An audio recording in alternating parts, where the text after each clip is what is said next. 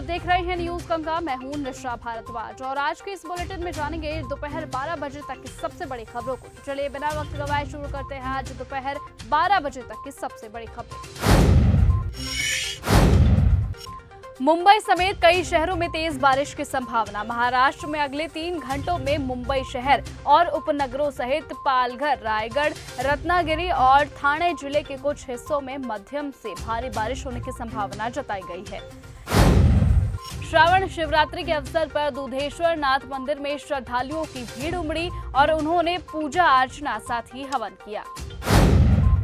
शिव भक्तों का अपमान बर्दाश्त नहीं। संभल में समाजवादी पार्टी के विधायक और पूर्व मंत्री नवाब इकबाल महमूद ने कांवड़ यात्रा को लेकर विवादित बयान दिया था, जिस पर शिवसेना ने सख्त नाराजगी दिखाई।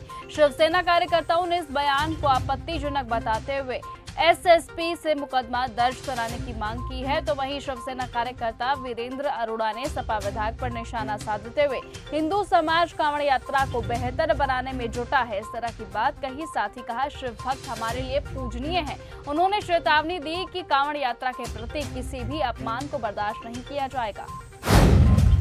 बिहार में बनेगा fire testing and training centre. Bihar के युवाओं के लिए अच्छी खबर है। प्रदेश में 18.67 करोड़ रुपए की लागत से अत्याधुनिक fire testing and training centre का निर्माण किया जाएगा। सरकार की ओर से इसकी स्वीकृति प्रदान कर दी गई है। बिहार के उप मुख्यमंत्री सम्राट चौधरी ने बताया कि नए ट्रेनिंग सेंटर के माध्यम से राज्य के युवाओं को अग्नि सुरक्षा, आपदा प्रबंधन और अग्निशमन सेवाओं में व्यावसायिक प्रशिक्षण के नए अवसर मिलेंगे।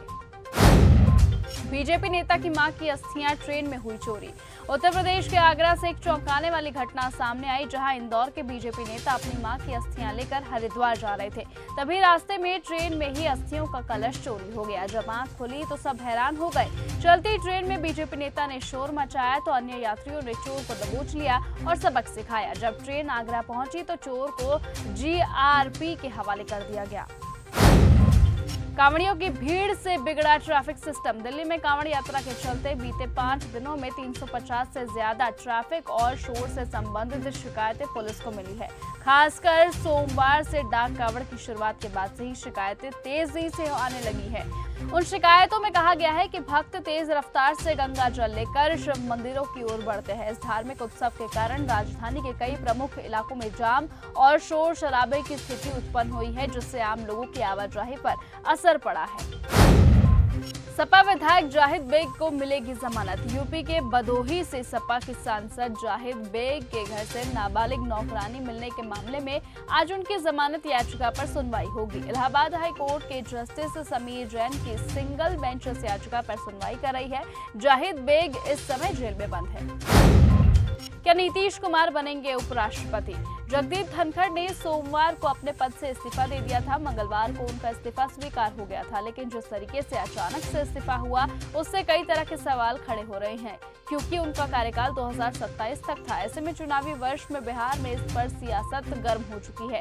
जगदीप धनखड़ के इस्तीफे पर आरजेडी के विधायक मुकेश रोशन ने एक बड़ा बयान दिया और ये दावा किया कि नीतीश को उपराष्ट्रपति बनाने के लिए उनका इस्तीफा लिया गया है।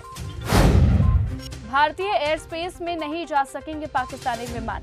पाकिस्तानी विमानों के भारतीय एयर स्पेस में एंट्री पर प्रतिबंध लगाने वाले नोटिस NOTAM की अवधि को लेकर आधिकारिक तौर पर 23 अगस्त तक बढ़ा दिया गया है। बता दें कि पहलगाम आतंकी हमले के बाद से भारतीय सेना ने ऑपरेशन सिंदूर के जरिए पाकिस्तान और POK में मौजूद आतंकी कैंपों पर जबरदस्त हमला किया था, जिसके बाद से ही दोनों देशों के बीच तनाव बढ़ गया था, जिसके बाद भारत ने पाकिस्तानी विमानों के लिए एयर स्पेस पर प्रतिबंध लगा दिया था।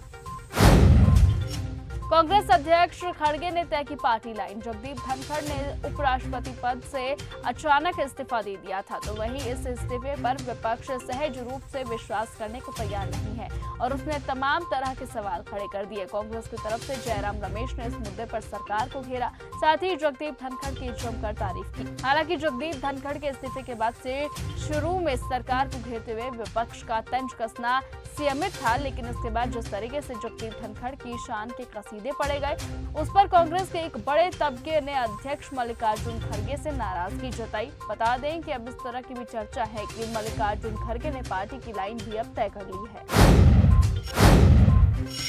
तो फिलहाल आज के इस बुलेटिन में सिर्फ इतना ही। देश और दुनिया की तमाम बाकी खबरों से ऐसे ही जुड़े रहने के लिए आप बने रहिए और ऐसे ही देखते रहिए न्यूज़ गंगा। नमस्कार।